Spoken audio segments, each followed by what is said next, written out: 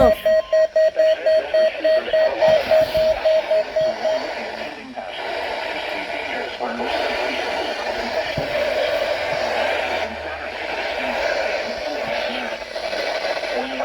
Conducted by the National Weather Service every Wednesday and Saturday between 10 a.m. and 12 noon.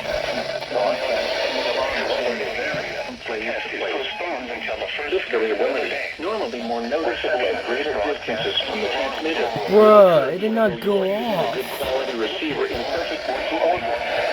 Greater distances be activated for severe thunderstorm, tornado, and flash flood watches, and the severe weather warnings affecting the following counties in the KIH54 tornado and flash flood watches, and for severe weather warnings of Jefferson, following areas and Shelby.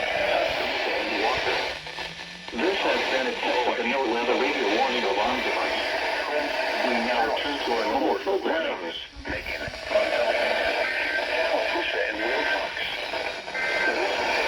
The NOAA weather radio warning alarm device. We now return to our normal programming. Saturday, March 25th. Here is your national